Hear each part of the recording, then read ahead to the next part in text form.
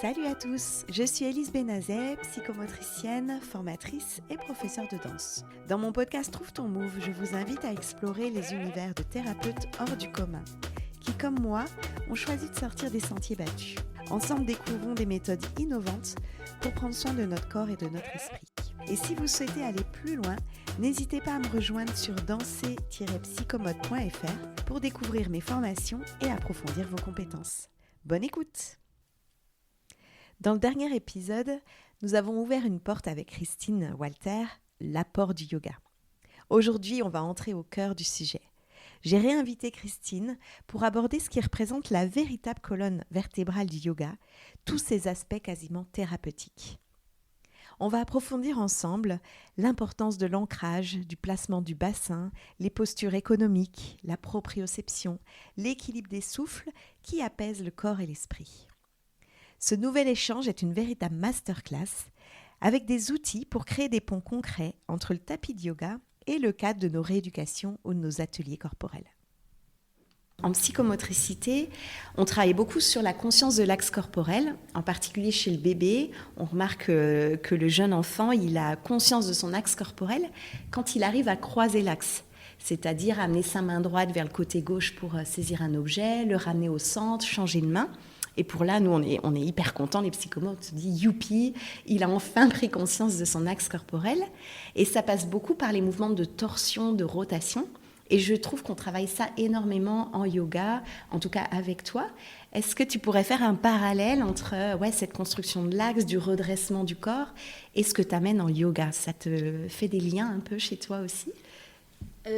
Moi, je dirais que l'aplomb, c'est vraiment la base du yoga. En tout cas, quand on est dans une position soit debout, soit assis, soit à genoux. Donc là, on va toujours rechercher donc des courbures anatomiques. On essaie de retrouver les courbures anatomiques originelles du corps pour que les vertèbres soient bien empilées de bas en haut. Et ça, c'est très important.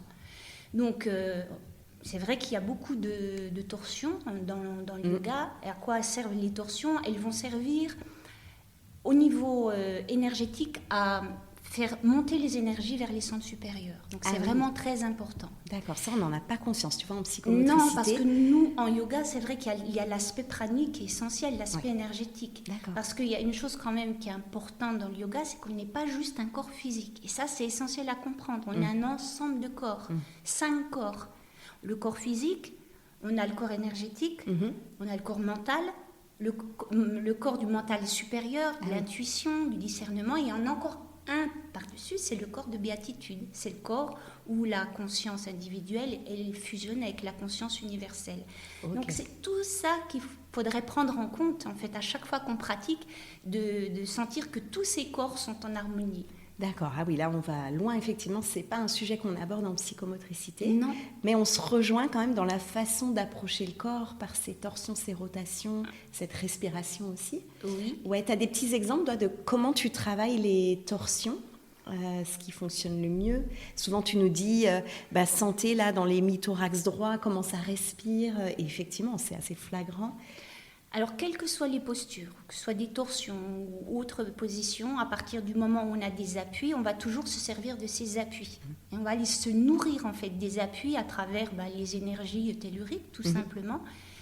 Et en se servant donc de ces appuis, on va s'élever, on va s'ériger. Donc physiquement, mais tu as le corps qui s'élève. Alors là, il y a une spirale quand on fait des torsions, donc c'est vraiment intéressant. Moi, j'utilise souvent l'image de l'escalier en colimaçon. J'aime bien qu'on imagine en fait cet escalier en colimaçon qui tourne autour d'un axe. Et on monte et on descend avec la conscience et le souffle. D'accord. Et là, la posture, elle devient vivante. Oui. Elle vit vraiment. D'accord. Donc souvent, je remarque dans tes cours, tu nous dis, place ta main droite sur le genou gauche, recherche le redressement. Tu nous parles souvent d'étirer le bas du dos. Tu as peut-être d'autres termes, toi. Mais effectivement, ça va amener, comme tu dis, ce redressement en colimaçon. Par contre, ça amène beaucoup de coordination. On voit des gens qui se perdent. La coordination, c'est vrai que c'est très important dans le yoga et qu'on travaille ça en permanence et que c'est très difficile. Pour beaucoup de gens, ça s'acquiert petit à petit parce que c'est une faculté quand même particulière qui demande d'harmoniser à la fois la force, la souplesse, Et cet équilibre, et tout ça, c'est de la coordination. Et puis la dissociation entre une main qui est tendue, un appui sur le bassin, un redressement de l'axe. Oui, et puis ce travail aussi d'apprendre à travailler à l'économie. C'est-à-dire, il y a des zones qui vont travailler, qui vont être très puissantes, très, très étirées ou très... Des zones en tension, tu veux dire, en contraction? Alors, oui, voilà, il faut lâcher donc ces tensions pour que l'énergie elle puisse aller circuler là où on en a besoin, aller respirer, là où le corps a besoin de se détendre ou a besoin de créer de l'espace, toujours dans l'optique de pouvoir respirer correctement. Et ça, c'est vraiment la base. Ouais. À partir du moment où tu te sens étriqué dans une posture, c'est que tu es trop volontaire, tu es allé trop loin. Tu fantasmes par exemple une posture, je veux réaliser cette posture, mais elle n'est pas accessible pour l'instant. Il faut accepter que ça met du temps, qu'il faut être patient. Puis l'humilité aussi, c'est une grande qualité dans le yoga. Oui, tout à fait, on l'apprend. Enfin, le corps nous le montre tout de suite avec ses limites. Hein. Oui, parce qu'il y a beaucoup, moi je trouve qu'effectivement les corps peuvent avoir des résistances, mais il y a beaucoup plus de résistance au niveau du mental. Mais beaucoup plus. Oui, c'est vrai. Ouais. Donc oui, tu travailles bien. Donc ces torsions, ces appuis, tu parles aussi beaucoup d'ancrage, d'empreinte, enfin je ne sais plus quels sont les mots que tu utilises. Comment tu décrirais l'ancrage, toi, dans le yoga? Comment tu le fais percevoir à tes élèves? Tu utilises beaucoup de perception au niveau des pieds quand on est même déjà rien que debout dans la posture. Est-ce que tu as des petits exemples comme ça d'ancrage que tu fais travailler?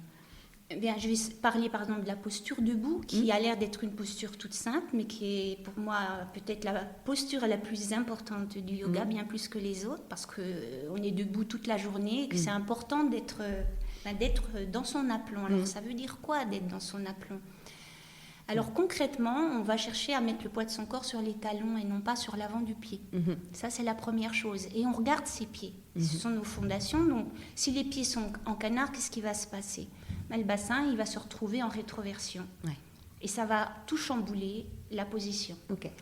Alors, la rétroversion du bassin, elle est vraiment délétère. Pourquoi? Parce que il va y avoir un écrasement au niveau des voûtes plantaires d'abord.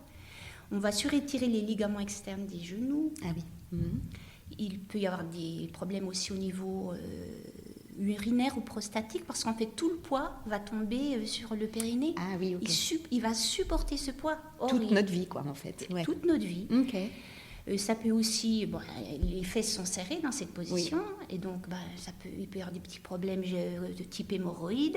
Les nerfs rachidiens sont comprimés. Tu as tout le système nerveux du bassin et du petit bassin qui sont donc comprimés, le côlon, le foie, l'estomac. Et puis on a moins de mobilité au niveau des côtes. Donc la respiration elle est restreinte, le diaphragme bouge beaucoup moins bien. D'accord. Et donc, toutes ces raisons font que on a ce bassin qui est rétroversé, en fait, comme les singes. Oui. Voilà. Donc, en fait, mon cheval de bataille à moi, c'est de retrouver l'antéversion du bassin et les courbures anatomiques du corps originel. D'accord. Et en particulier du dos. Tu nous parles le dos, donc le bas du dos. Quand je parle de rétroversion du bassin, il faut imaginer le bassin donc, qui tourne autour des têtes fémorales. Il faut vraiment imaginer vers l'avant, qui se déverse vers l'avant. Si bien que le pubis glisse vers le bas, et donc c'est l'os du pubis qui va soutenir le poids des viscères, et non plus le périnée. Le muscle. C'est très important ça. Les fesses vont pouvoir se détendre complètement, le périnée va se détendre. C'est extrêmement agréable cette sensation. Et si on est bien positionné, les genoux vont remonter d'eux-mêmes. Les quadriceps vont être contractés, mais ça va se faire tout seul, sans effort. Donc ça, c'est dès qu'on est en antéversion. Dès qu'on arrive à créer l'antéversion. Alors, l'antéversion, il faut vraiment imaginer que le creux, il se fait tout en bas, au niveau de L5, S1, et puis au niveau de L4, S5. C'est vraiment là. Des lombaires du sacrum, c'est ça. Voilà, c'est vraiment tout en bas. Il ne faut surtout pas aller creuser plus haut au niveau des premières dorsales, par exemple, quand les gens se mettent au garde à vous, par exemple. Ça bloque le diaphragme aussitôt. D'accord. Ah oui, là, ça bloque plus haut. Ça bloque le souffle, ça bloque tout. Donc, il c'est très difficile à mettre en place. Ça demande de la finesse et ça peut mettre vraiment beaucoup de temps pour les personnes qui sont Oui, je suis mal encore en placées. train de le travailler, parce que j'ai une hyperextension des genoux, effectivement, j'ai les fesses qui sont rentrées, serrées, c'est ce que j'ai appris à la danse, à la GRS. Ouais. Donc c'est compliqué pour moi de relâcher à cet endroit. Donc je suis attentive à chaque fois à toutes tes précisions. Ouais. Mais ça vaut la peine en fait de pratiquer chez soi, dès qu'on est debout, je sais pas, on est en train de faire à manger, on est devant son miroir de salle de bain. À chaque fois qu'on est debout, toujours conscientiser sa posture. Je mets mon poids sur mes talons, je place mon bassin en antéversion, je vérifie que mes fesses, mon périnée sont relâchés, que mes genoux sont remontés. Est-ce que je sens le petit creux dans le bas du dos? Et ensuite, il faut continuer. C'est qu'on sent que ça s'ouvre au niveau de la poitrine. Oui. On sent la nuque qui s'étire. Et là, on retrouve les véritables courbures qu'on est censé avoir. Ah ouais. Tu dis souvent aussi d'affiner la taille. Moi, je trouve que ça me permet d'aller Oui, vers un redressement. Oui, on peut parler de ça, t'as des belles images. de s'autograndir. Oui. J'utilise parfois aussi l'image du corset. Je trouve qu'il est intéressant. Oui, qui contient qui l'axe. contient, puis qui fait monter, qui fait ouvrir la poitrine et qui permet donc une respiration généreuse. Ok. Donc ça va participer à un bon ancrage. C'est ça, à une bonne... Ça va surtout... cet aplomb, en fait, il produit une posture qui est extrêmement stable, qui est enracinée, et qui ne demande pas d'effort. Oui. C'est économique. Comme c'est extrêmement économique. Et tous les systèmes fonctionnent de façon optimale. Oui, le système, donc tu veux dire de la respiration. Oui, mais tous les systèmes vont en bénéficier. Par exemple, l'antéversion du bassin, elle va rétablir le lien avec la colonne vertébrale. Donc, comme elle abrite le système nerveux, en fait, c'est tout l'équilibre du système nerveux qui va se trouver concerné. D'accord, ok. L'antéversion du bassin, donc c'est quelque chose que je travaille énormément avec les élèves à chaque cours. On a toujours un moment où, quand on est debout, on travaille cette posture. Ça, c'est systématique. Ensuite, à chaque fois qu'on va être, par exemple, à genoux ou assis, les jambes croisées, l'antéversion sera toujours travaillée. Oui.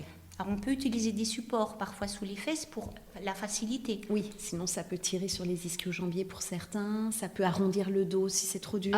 Oui, ça. Mais donc on met des supports pour surélever les fesses et permettre aux personnes de retrouver un minimum d'antéversion en fonction des corps. Il y a des corps qui sont extrêmement déformés, malheureusement. Mais pourquoi ça date, selon Noël Pérez, qui est une chercheuse, si tu veux, qui a été professeure de yoga, qui a beaucoup travaillé avec Iyengar, qui a fait des conférences sur le sujet. Et là, selon elle, cette rétroversion du bassin est apparue à peu près dans les années 50. Oui. À ce moment où l'économie était florissante. Et il y a eu tout un changement au niveau du mobilier, avec des canapés où on s'enfonçait, des chaises avec des assises un peu qui étaient si tu veux, en dévers, si bien qu'on se retrouvait appuyé sur les dossiers, les fauteuils de bureau, les sièges de voiture. Donc, tout ce mobilier-là n'a pas du tout favorisé l'antéversion, c'est même le contraire, parce que les gens ont eu tendance de plus en plus à s'affaisser dans des sièges avec des très très mauvaises postures. Et donc, l'antéversion se perd. D'accord. Et donc, par exemple, toi qui as voyagé en Inde, on s'installe complètement autrement? Alors, moi, je parle de ce qui se passe ici, chez nous en France, en Occident. Oui. Là, c'est vrai que c'est catastrophique, je peux le dire. Par contre, il y a plein d'endroits dans le monde où les gens se tiennent dans leur aplomb, mais c'est naturel et c'est merveilleux. Ils ne sont pas assis sur des fauteuils, ils sont assis au sol. Un coussin à la limite. Même pas. Ils sont assis, ils ont les jambes croisées. Quand ils vont aux toilettes, ils sont comme sur des WC à la turque. Donc, eux, ils ont une excellente souplesse au niveau des hanches, une bonne flexion de hanches. Ils ont des quadriceps renforcés. Et puis, ils ont des courbures naturelles. Oui, ok. Donc, c'est notre mode de vie là, qui a influencé complètement notre posture. Et avec l'arrivée des écrans en force, c'est de pire en pire. En plus, il y a la tête en avant sur les portables. Complètement. Je ne sais pas si tu as vu l'évolution de la posture, on va devenir des golems. Non, mais c'est ce que je vois. Moi, c'est vrai que je vois des jeunes gens qui viennent au cours et qui ont des corps... Ah ouais, tu le constates direct. Oui, c'est triste, parce que pour certaines personnes, je me demande comment je vais faire, parce que c'est Ah pas oui. non, mais 1 heure par semaine ou 1 heure et demie par semaine, ça ne suffira jamais à restaurer des courbures. Ok. Donc d'un toi, corps oui, abîmé.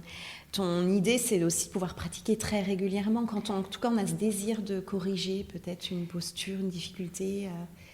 Il faudrait être impliqué dans sa pratique pour pouvoir reproduire chez soi ce qui nous fait du bien. Et justement, ce travail est simplement d'être debout et petit à petit d'arriver à avoir une bonne posture et être dans son quotidien. aplomb. Rien que ça, ce serait énorme. C'est vrai que dans tes cours, dès qu'on prend ces moments pour corriger la posture, la position du bassin, moi, c'est un moment d'ancrage. Au début, je suis dans mes pensées et je sais, je fais confiance au yoga, je sais que ça va marcher, que très vite, en même pas 5 minutes, je suis ancrée dans mon corps, je suis présente à mes perceptions. Tu parles beaucoup de sens interne. Oui. Tu utilises plein de techniques. Comment tu l'approches, le sens interne, la proprioception? La proprioception, on sait que c'est la combinaison de plusieurs systèmes. La vision, l'oreille interne, donc l'appareil vestibulaire qui fonctionne un petit peu comme un niveau à bulles, donc qui nous permet de toujours savoir comment on est placé dans l'espace. Et la proprioception, ce sont tous des petits capteurs qui vont se trouver sous les plantes de pied, qui vont se trouver au niveau des articulations, au niveau des muscles, au niveau des ligaments, et donc qui vont informer le cerveau en permanence en fonction des pressions, en fonction des étirements. Donc ça, c'est la façon dont ça fonctionne. Donc nous, on va utiliser toutes ces petites sensations. On va justement essayer de s'ouvrir au maximum à notre perception. Le corps devient un champ d'expérience sensorielle. C'est vrai. C'est pour ça que tu nous fais travailler. Tu as parlé d'étirement, de pression, par la posture, par le souffle. Tout ça, ça renforce la concentration sur ce sens interne de la proprioception. Je dirais que ça se fait tout seul en fait. À partir du moment où la conscience est là, on sait exactement ce qui se passe dans le corps. On écoute le corps et le corps nous parle très bien. Donc c'est apprendre à travers les sensations qui peuvent être agréables ou pas du tout agréables, mais aussi surtout, je dirais, à travers la respiration, la qualité de la respiration. On sait tout de suite si on est bien placé ou pas. Ok, d'accord. Et ça, oui, tu nous amènes par des mots précis, mais carrément sur le schéma corporel. Tu vas nous dire respirer, je sais pas moi, par les côtes, par le thorax, par l'abdomen, par le dos. C'est des choses que je n'avais pas entendues ailleurs. Donc, tu as bossé là-dessus. Enfin, c'est le yoga qui amène beaucoup ces précisions-là. Je vais te dire, la vérité, c'est que ça devrait. Mais je vois beaucoup d'élèves qui arrivent, qui ne savent pas respirer, des gens qui ont fait du yoga depuis des années, et les ventres ne bougent pas. Et je suis très surprise, et en même temps, je me dis, c'est compliqué de ne pas respirer. Et apprendre à respirer, c'est pas du tout chose facile. Donc, pour moi, c'est l'essentiel du yoga. C'est avec la conscience, c'est la respiration. Ce sont les 2 piliers du yoga. Sans ça... ce sont des postures qui ne sont pas vivantes, qui n'ont pas grand intérêt. Donc la respiration, effectivement, ce qu'il y a, c'est qu'elle est extrêmement riche. Il n'y a pas une respiration, il y a toutes sortes de respirations. Et si on prend cette habitude d'observer sa respiration, par exemple, au moment où on s'endort. Alors, moi, par exemple, je fais régulièrement des siestes, et donc j'ai cette occasion de pouvoir bien observer ma respiration. Et je vois comment elle change. Au début, donc elle va plutôt descendre dans l'abdomen. Donc ça, c'est le moment où je sens que ça se calme et mon cerveau, lui, va passer en onde alpha. Puis après, ça monte un peu, ça monte vers le bas de la cage thoracique. Et elle devient un petit peu plus rapide. Et je sais que c'est le moment où je vais tomber, je vais vraiment passer à un autre état de conscience. Et c'est assez, moi je trouve ça génial. Je vais m'entraîner. Oui, mais ça vaut la peine. Et après, la respiration, elle devient plus profonde et plus lente. D'accord. Donc tu sens cet afflux qui monte. Je sens, oui. Et puis en yoga, on a des outils qui sont extraordinaires. Ce sont les mudras. Je ne sais pas si tu te souviens des exercices qu'on fait avec les mudras. Ce sont des gestes des doigts. On les appelle les hasta mudras. Alors il y a toutes sortes de mudras, yoga, pas seulement des doigts. Il y a avec les yeux, avec la langue, avec le périnée. Il y a toutes sortes de mudras. Et ce qui est incroyable, c'est qu'avec certains mudras, on est capable de changer la respiration. oui.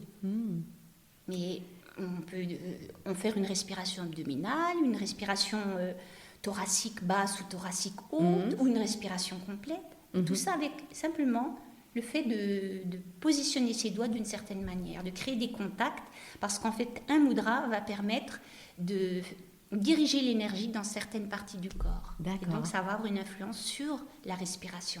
Donc ça, tu as dû apprendre, j'ai l'impression qu'il y a toute une liste de mudras qui doit être complexe à apprendre. Alors, il y a une logique facile à retenir. Il y a plein de mudras, mais le problème, c'est que ces mudras, parfois, ils ont des effets qu'on ne peut pas sentir. Ah oui. Là, moi, je sens sur le souffle, je sais quels mudras vont avoir telle action sur le souffle, mais il va y avoir des mudras qui vont avoir peut-être une action sur le foie, ou sur... Oui. Et ça, non, il faudrait que je passe mon temps à faire ça, parce que c'est très long, c'est un apprentissage. Ah oui, par l'expérience. C'est uniquement, oui, moi je te parle juste d'empirisme, moi, c'est comme ça que j'apprends en fait. Ok. Et là, par exemple, si je te dis, je suis un peu anxieuse, je sens que mon souffle se bloque, tu aurais un exemple de mudra pour apaiser comme ça le souffle, l'anxiété une chose toute simple qu'on pourrait refaire au quotidien. Alors oui, tout simplement un mudra que tout le monde connaît, mais les gens ils font souvent ce mudra parce que ça fait joli. C'est Chin Mudra, c'est quand on met en contact les index et les pouces. Oui. Les autres doigts sont dépliés et on va tourner les paumes vers le haut. Tu poses, quelle que soit ta position, on peut être assis sur une chaise, tu déposes le poids de tes mains sur les genoux. Tu fais attention à ta posture, puisqu'on travaille le souffle. Donc, tu te verticalises et tu vérifies que tu as bien placé ton bassin. Tu essaies de visualiser tes postures. Tu ériges donc le dos, tu étires la nuque de façon à ce que le menton recule légèrement. Et ensuite, tu fermes les yeux et tu te concentres simplement sur ta respiration, rien d'autre. Ouais. Tu observes ce qui va se passer. Et au bout d'un petit moment, tu vas sentir que ça se détend dans l'abdomen, que la respiration devient extrêmement douce, agréable, et ça va suffire à te détendre. Oui, d'accord. Ça, c'est des exercices hyper pratiques, simples, mais qui demandent d'arriver à lâcher l'anxiété pour se centrer sur les sensations, ce qui est des fois le chemin le plus dur à faire. Mais oui, mais le corps, c'est un outil extraordinaire. Il suffit que tu entres dans le corps et c'est ça le yoga en fait.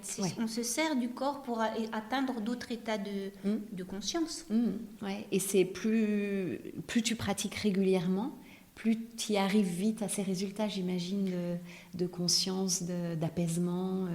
Oui, en fait, il faut laisser parler le corps qui va s'exprimer à travers des sensations plus ou moins subtiles. Alors avec la pratique, on peut affiner cette perception et éveiller la conscience gestuelle, développer en fait l'intelligence du corps. Oui, c'est ça, l'intelligence du corps, comme tu dis. Et plus on se mettra à l'écoute du corps, mieux on va pouvoir lui donner une direction, un espace pour que la respiration puisse s'y manifester.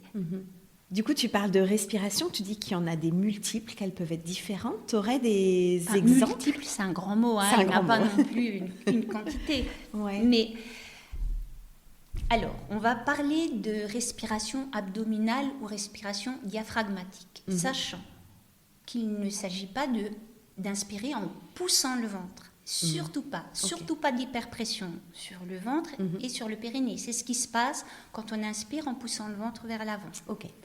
Donc en fait, quand on travaille le souffle, on commence d'abord par vider les poumons. Donc on expire et ensuite j'invite à simplement laisser le ventre retrouver sa forme. Ah oui. Et tandis que le ventre, tranquillement, retrouve sa forme, ça inspire tout seul et on va mentalement pousser le souffle au niveau des basses côtes. Ça va commencer à s'écarter au niveau des basses côtes. Alors, on peut se contenter de ça. D'accord. Donc, ça va être une respiration plutôt basse, extrêmement agréable. C'est ce que je t'ai fait faire tout à l'heure avec Chin Mudra. Oui. On va avoir les mêmes sensations. D'accord. Ensuite, on peut travailler la respiration thoracique. Donc, on va directement aller se placer au niveau des basses côtes. Et donc, en inspirant, on va chercher à écarter les côtes, à soulever le sternum. Et on va se contenter de ça. Et quand on expire, par contre, on va utiliser les muscles de l'abdomen et tout particulièrement le transverse, qui est notre corset naturel, pour enserrer la taille et surtout pour refouler le diaphragme vers le haut et favoriser donc l'expulsion du gaz carbonique. Ok. Ok, donc respiration par le bas, Il y a la plutôt respiration haute. plutôt thoracique, puis Oui. il y a la respiration sous-claviculaire. Donc les clavicules vont se soulever et on va en fait emplir la partie supérieure des poumons. D'accord, donc là tu cherches quoi à dire aux personnes d'ouvrir l'avant, les épaules, comment tu dirais? Ça va, c'est difficile de faire uniquement une respiration sous-claviculaire. Généralement, elle est couplée à la respiration thoracique. Ah oui. Sinon, c'est pas que c'est impossible, mais c'est quand même difficile et c'est pas du tout intéressant. D'accord. En fait, ce qui nous intéresse, c'est de pouvoir coupler ces 3 respirations pour faire ce qu'on appelle la respiration yogique. Donc, la respiration, donc, c'est respiration basse, abdominale, thoracique et sous-claviculaire. D'accord. Et c'est en combinant donc, ces 3 zones respiratoires qu'on peut amplifier donc, sa respiration, aller vers des amplitudes respiratoires vraiment très très grandes. Ouais. Ah oui, oui, tu nous demandes souvent de compter les secondes qu'on peut atteindre quand on inspire, quand on expire, pour augmenter petit à petit Alors ça sert à plusieurs choses. Le comptage, moi je l'utilise pour focaliser l'attention.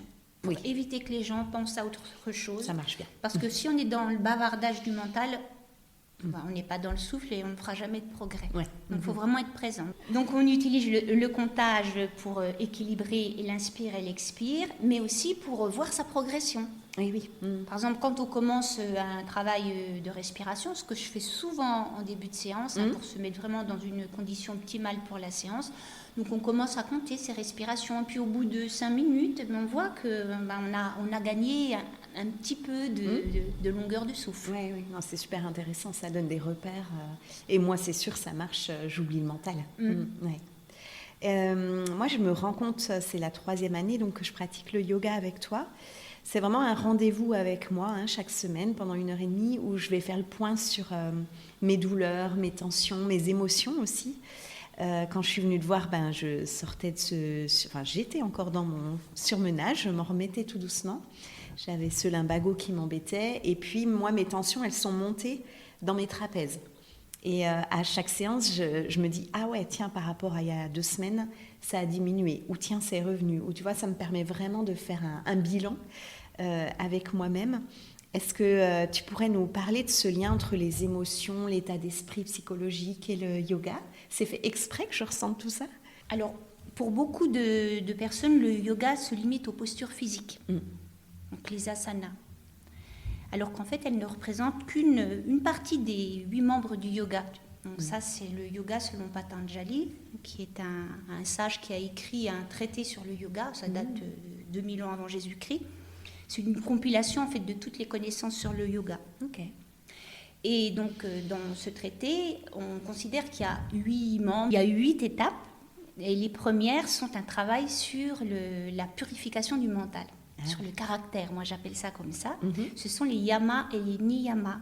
Donc des règles de conduite, une éthique particulière. Ce sont les fondations éthiques du yoga, en fait, les racines spirituelles du yoga. D'accord.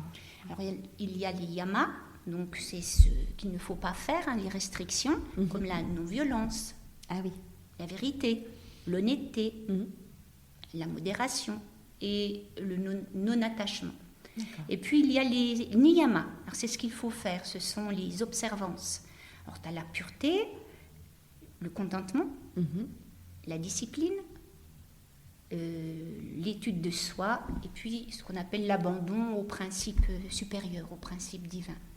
Donc ça va être notre base. Donc c'est important d'avoir conscience, par exemple, quand on pratique, de cette notion de non-violence. Oui.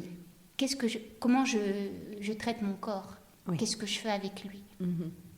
Il y a le contentement, dont j'ai parlé aussi, c'est de travailler dans un esprit enthousiaste, dans la bonne humeur, des choses comme ça, tu vois. Le non-jugement. Le non-jugement, c'est l'acceptation, l'acceptation, l'équanimité. C'est-à-dire que quoi qu'il arrive, je suis sans état d'esprit que devant l'échec ou devant le succès.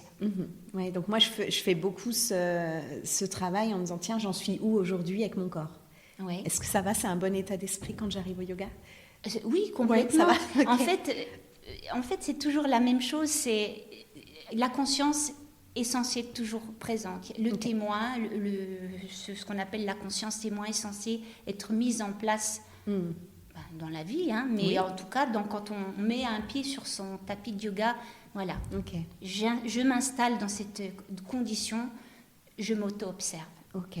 Sans jugement. Sans jugement. C'est là où c'est dur, c'est que des fois, moi, surtout quand j'allais moins bien, je me disais, oh là là, je suis encore pas en forme, oh, je me sens triste, ah, cette tristesse n'est pas partie, ou cette tension, ou ce stress. Et là, je me mettais à me juger en me disant, bon, bah, travaille plus, étire plus. Tu vois, ça peut aussi amener des fois trop de conscience à trop de, je sais pas comment dire, de volonté, de vouloir s'en sortir, de pas laisser le temps, peut-être.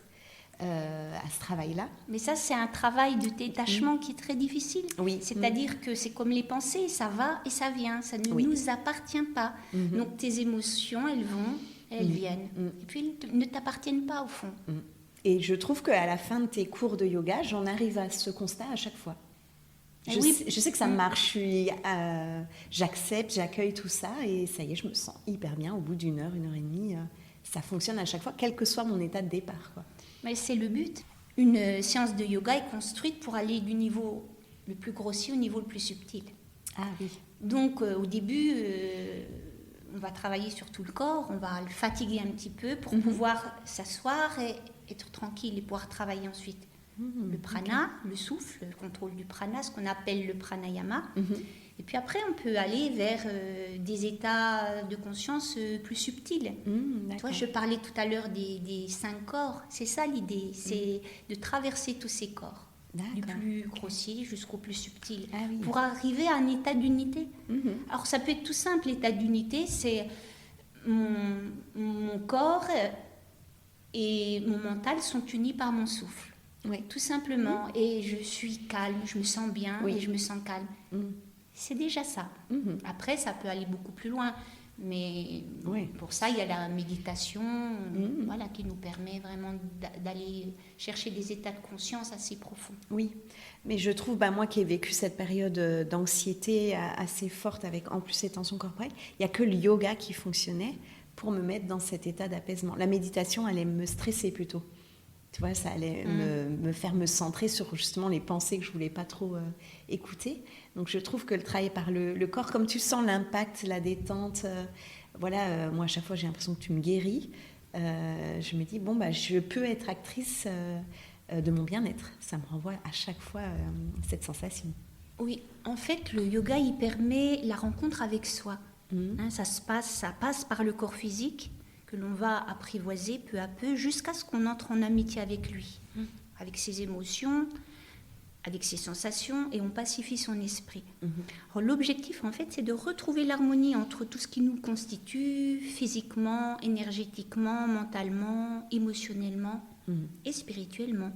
En fait, c'est une pratique qui est profondément transformatrice. Oui. C'est vraiment une alchimie qui a lieu avec le yoga.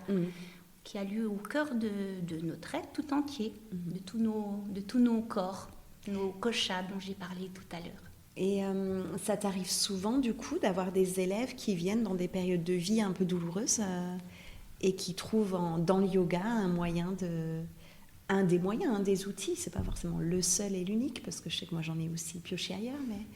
Je dirais que c'est la majorité, en fait. D'accord. Moi, j'ai des élèves que j'ai depuis très, très longtemps, quasiment depuis le début, qui sont toujours là et il ne se passerait pas une semaine de yoga. Pour eux, c'est vraiment leur colonne vertébrale. D'accord. Et c'est pour ça que tu as fait ce choix de donc, donner tes cours en présentiel, on va dire, et aussi d'envoyer une vidéo chaque semaine pour qu'on puisse avoir accès à une pratique régulière, parce que moi, ça a bien fonctionné sur moi. Alors, la vidéo, j'ai commencé à la faire au moment de la pandémie. Ah oui. Donc, tout de suite, je me suis dit, il faut continuer à accompagner les élèves. Donc, j'ai chaque semaine, je faisais une vidéo d'1 heure et je continue à filmer mes cours chez moi pendant 1 heure. Donc, chaque semaine, les élèves... Après donc avoir fait leur cours de la semaine, le week-end reçoivent la vidéo qu'ils peuvent refaire chez eux s'ils en ont envie. Alors il y a des gens qui systématiquement la refont. Et je vois les progrès, je vois ce qu'ils la font. Vite, hein. Bien sûr. Moi je sais que je m'en sers par petites touches et pas toujours 1 heure devant moi. Je me dis allez, je prends au moins 1/4 d'heure, une session qui m'a fait du bien. C'est ça. Je me mets moins de pression. Avant je me disais, il faut que je fasse l'heure qu'elle nous a envoyée. Mais... Non, après c'est vrai que s'il y a une séance qui nous a particulièrement plu ou fait du bien, ça vaut la peine de la refaire. Et ouais. Non, c'est super agréable d'avoir ce soutien. Puis on sent l'intention du professeur d'avoir des progrès pour ses élèves. Et rien que ça, c'est un soutien énorme. Moi, ce qui m'intéresse, c'est de voir justement les élèves qui deviennent plus lumineux, je vais le dire comme ça, avec des corps plus vivants. Vivant, équilibré aussi, tu dirais, parce que tu parles beaucoup de cet équilibre entre le corps, l'esprit, les pensées. Le yoga est beaucoup construit sur cette notion d'équilibre. Tu nous amènes beaucoup ces mots dans tes cours. Ce que je trouve important, c'est de pratiquer le yoga dans un esprit de novice. Très très important. Moi-même, quand je suis sur mon tapis, le jour où je prépare mon cours, je me mets dans cet état d'esprit. D'accord. Et j'apprends. Tu vois ce que le corps t'enseigne. Je vois ce que le corps m'enseigne. Et j'ai conscience que j'apprends en fait tous les jours. Oui. Et j'ai pas peur de me remettre en question, de remettre en question ma pratique.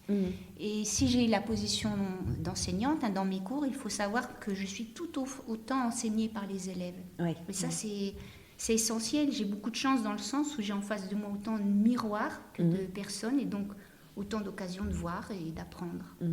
Je pense que c'est ce qui m'a donné envie de t'interviewer aujourd'hui dans mon podcast. C'est que je sens que tu es prête à répondre à chacune de mes questions quand je sors, parce que moi, je ne peux pas garder pour moi tout ce que tu me fais vivre en séance de yoga. Tu as toujours un petit quart d'heure, il me semble, entre deux cours. Je ne sais pas si c'est fait pour un temps d'échange, mais moi, je l'ai utilisé comme ça avec toi. Et c'est comme ça que je me suis rendu compte de tous tes apports aussi derrière, théoriques, spirituels. Je ne sais pas comment le résumer, mais... Ce qui est intéressant, quand on est motivé comme tu l'es, c'est vrai que tu poses des questions et moi, ces questions, ça me questionne moi-même et ça m'oblige à chercher parfois des réponses que je n'ai pas forcément tout de suite. Et j'aime beaucoup ça. Oui, c'est ça, tu as cette envie de transmettre, d'aller creuser, de comprendre comment ça marche. J'ai un seul puits, c'est le yoga et j'y vais. Mais j'atteindrai l'eau, c'est sûr. Ça, c'est trop bien. En tout cas, on sent que tu as trouvé ta voie avec le yoga. Oui. Je ne pense pas que tu changeras de voie d'ici dans les prochaines années. Je suis faite pour ça, c'est une évidence. Et puis le yoga est tellement riche. Et pour moi, il contient tout, donc pourquoi j'irai ailleurs ? Oui, on en parlait en aparté, tu disais qu'il existe des formations, on va dire, de yoga-thérapie, mais en échangeant entre nous, on disait que c'était déjà une thérapie en soi. Exactement. Moi, ça m'a énormément aidée, ça m'aide encore beaucoup aujourd'hui et je continuerai de venir encore. Pour conclure cet épisode, qu'est-ce que tu nous dirais en 2 mots sur le yoga ? Qu'est-ce qu'il représente pour toi ? Alors, généralement, on parle du yoga comme de la science de l'union. On pourrait aussi parler d'un art, l'art d'être vivant. Et puis, plus personnellement encore, je pourrais parler d'une prière en mouvement. Oh, qu'est-ce que c'est beau ça, une prière en mouvement. Eh bien, on va retenir ça. Merci beaucoup, Christine, d'avoir répondu à toutes mes questions qui ne sont pas forcément évidentes, mais... Tu as vraiment matière pour répondre à tout ça et j'espère que ça fait plein de liens pour les psychomotes, les auditeurs et auditrices qui nous suivent. À bientôt. Merci.